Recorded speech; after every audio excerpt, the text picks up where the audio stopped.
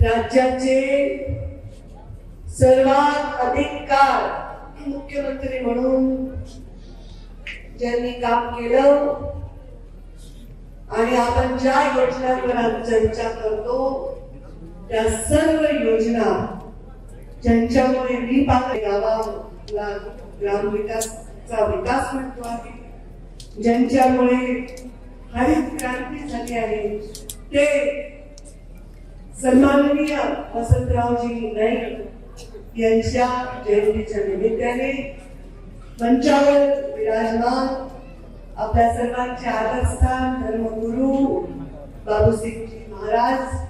मी त्यांना धर्मगुरुच म्हणेन, आमदार हे खूप लहान आहे, धर्मगुरु फार मोठा पद आहे.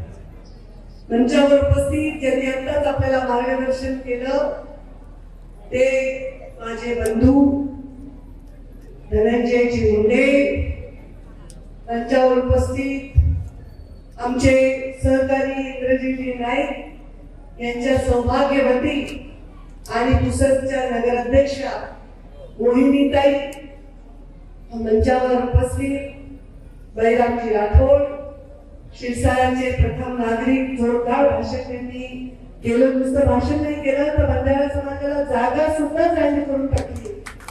ते नसीब शेख, आमचे बंधू अजय मुंडे, टी.एस. राठोड, विलास राठोड ते येऊ शकले नाही पण त्यांचे वडील इथे आलेले आहेत.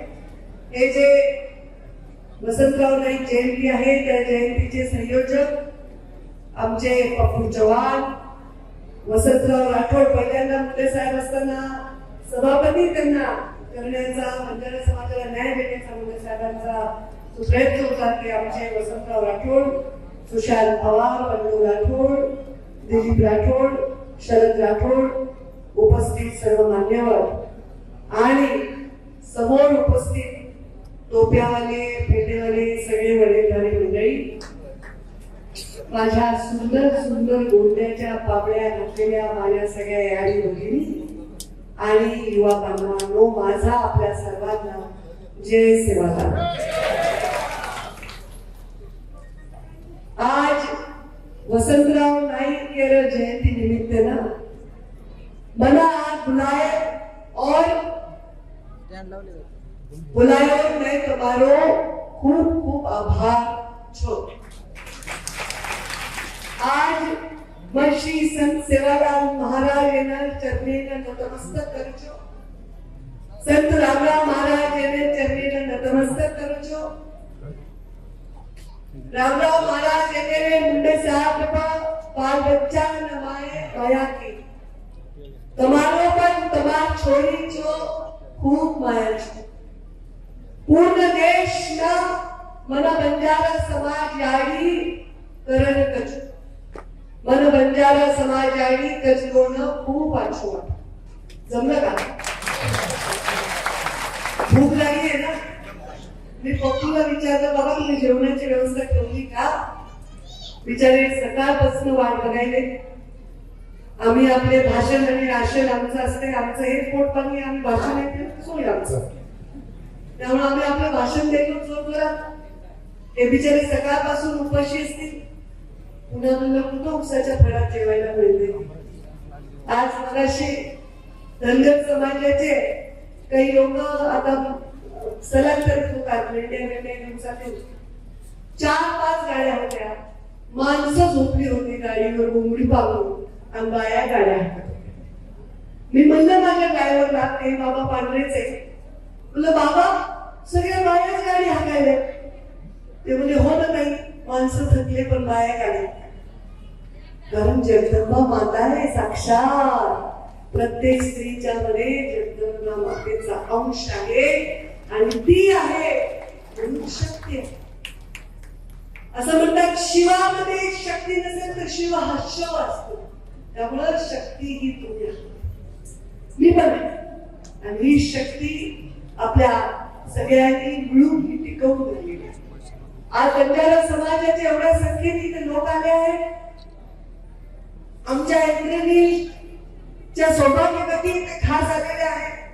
त्या एवढ्या फार फार मागे बोलत होत्या. मला एवढा जेव्हा वाटलाय की म्हणलं पुढच्या वसंतराव नाईक जयंतीपर्यंत मी पण फार फार मोठे बोलतो. एखाद्या मुंबईच्या कार्यक्रमात गेल्यावर एखाद्या इंग्रजीत माणूस बोलत असेल, तो मला जसं वाटत होतं तसं आता मला यांचं भाषण ऐकून वाटलं. त्या म्हणल्या काही मी गुजराती असल्यामुळे माझी मराठी थोडी कच्ची आहे, पण गोलमाटी पक्की आहे. पण मी पण गोलमाटी पक्की करणारच आहे. माझी तमार छोडी. त्यामुळे ही भाषा, ही वेशभूषा ही का महत्वाची आहे? या देशामध्ये अनेक संकट आले, अनेक लोकांनी आक्रमण केले, पण काय बदललं नाही तर हा पंजाला समाज बदललेला नाही. लोकांनी स्वतःचा पेहराव बदलला, केस कापले, साड्या घालायला सुरुवात केली, ड्रेस घालायला सुरुवात केली महिलांनी, पुरुषांनी. पण आजही राज्यामध्ये कुठल्याही मध्य प्रदेशमध्ये जा, राजस्थानमध्ये जा, या संस्कृतीला टिकवून ठेवणारा कोणता समाज असेल तर तो आहे बंजारा समाज. जाणण्याची पालकमंत्री म्हणून पहिलं पाऊल ठेवलं तर मोठा कलम सुटलेला बंजारा समाजाचा एक मोठा विज्ञान मोठा तिथे निघाला आणि बंजारा समाजाला यातून आरक्षण द्यावं अशी मागणी करणारा होता. मी त्याच्या गेले त्या बंजारा भावाला मी पाठीपासून त्याचं उपोषण मोडलं आणि त्यांना मुख्यमंत्र्यांकडे नेलं, उपसमिती केली. पण या उपसमितीचं काम हे इतके वर्ष नाही चालत बसलं पाहिजे. लवकरात लवकर त्याचा निर्णय झाला पाहिजे. ही सुद्धा जबाबदारी नक्कीच तुमच्या वतीने घेतल्याशिवाय राहणार. या स्पीडवर इकडे येत असताना मला डोकं उठवलं होतं. एवढे हायवे करायची काय गरज आहे आपल्याला? सगळा रस्ता होता ते तोडल्यानंतर नॅशनल हायवे सुरू झाला. 2 लेनचा बरं चालू होता, आता 6 लेनचा रस्ता, 4 लेनचा रस्ता. इतकं खोदून ठेवलं होतं, कडकड करत मी इथपर्यंत आले आणि मी माझ्या पिढीला म्हणलं मला आला कंटाळा. वयाच्या 24व्या वर्षीपासून आता मी 47 पूर्ण झाले, 48 वर आलो. म्हणजे 24 वर्ष याच रस्त्यावर जवळपास 20 माणसं, तेच सगळं कसं बदलायचं मला तर कंटाळा आलाय. रिटायर व्हावं असं मी म्हणले. पण या कार्यक्रमात जेव्हा मी आले आणि तुम्हा सगळ्यांचा उत्साह बघितला, जागेवरच्या गरीब घरामधल्या या चमकणाऱ्या डोळ्यांना मी जेव्हा बघितलं तेव्हा वाटलं आपलं कामाचं स्वप्न नाहीये. आपल्याकडे गाडी आली, घोडा आला, समाज हा मोठा झाला नाहीये. ती गाडी, हा घोडा, ही ताकद, हे पद, हा लाल दिवा, हे पोलिसांचं सलूट, हे केवळ त्याच्यासाठी आहे या महान असलेल्या प्रत्येक घरापर्यंत, झोपडीपर्यंत विकास पोहोचवण्यासाठी आहे, आमच्या उपभोगासाठी नाही. कसं रिटायर होतंय? अजून तुमच्या हातातला कोयता तसाच. कसं रिटायर होतंय? अजूनही गावागावामध्ये कुठेतरी तणावाचं वातावरण